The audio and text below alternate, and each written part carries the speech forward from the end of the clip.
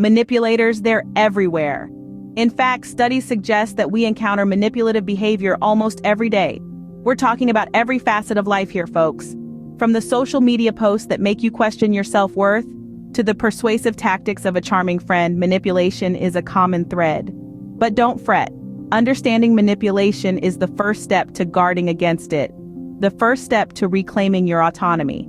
So what is manipulation and how does it work? Let's dissect this psychological phenomenon. Manipulation is the art of influencing others to act in a particular way, often without them realizing it. It's a subtle dance of persuasion, where the manipulator expertly pulls strings, bending the will of others to their own. These puppeteers of the psyche employ a range of psychological tricks, from guilt trips and gaslighting to playing the victim or the hero. Their arsenal is vast, their strategies shrewd. Manipulators often use these tactics for personal gain, whether it be power, control, or simply to shirk responsibility. They exploit vulnerabilities, twisting emotions and perceptions to serve their ends. It's important to note, however, that not all manipulation is malicious. Sometimes it's a survival technique, a way to navigate tricky social landscapes.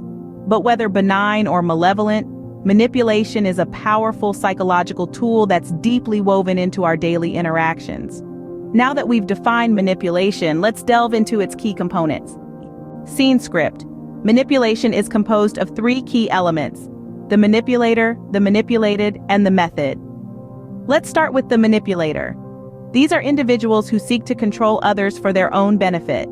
They are often charming, charismatic, and highly intelligent, using these traits to draw people into their influence.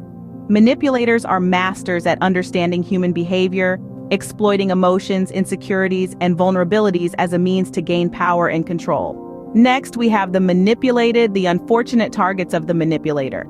They are often unsuspecting, trusting individuals who may have a tendency to see the best in others. They are drawn into the manipulator's web through a calculated series of actions and reactions. The manipulated might feel a constant need to please, a fear of confrontation, or a sense of guilt or obligation, all of which are exploited by the manipulator. Finally, we arrive at the method. This is the toolbox from which the manipulator draws. One common tactic is gaslighting, a psychological technique in which the manipulator makes the victim question their own perception of reality. By creating doubt, the manipulator can reshape the victim's understanding of events to suit their own narrative. Another popular method is guilt tripping, where the manipulator uses the victim's sense of empathy and fairness against them, making them feel guilty for not complying with the manipulator's demands. And let's not forget the classic playing the victim card. In this tactic, the manipulator portrays themselves as the victim, eliciting sympathy and diverting attention from their own manipulative behavior. These methods are not exhaustive, and manipulators are continually evolving their techniques to better control their victims. It's a complex and intricate dance where the manipulator leads and the manipulated follows, often unaware of the strings being pulled behind the scenes. Understanding these components can help us recognize and resist manipulative behavior. Recognizing manipulation is the first step towards resisting it, and knowledge is the most powerful tool in that fight. So let's use it wisely. Recognizing manipulation is the first step towards resisting it. The signs can be subtle, but our feelings often serve as the first red flag. If you frequently feel guilty, confused, or question your own sanity, these could be indications of manipulation at play. It's crucial to listen to your gut and not dismiss these feelings. Equally important is examining the balance of power in your relationships. Manipulators often create a dynamic where they hold the majority of control. Look for signs of this imbalance, such as the other person always making the decisions or disregarding your needs. Once you've recognized manipulation, you can start to resist it. Begin by setting firm boundaries. Be clear about what you will and won't accept. This can be challenging, but remember, you have the right to be treated with respect.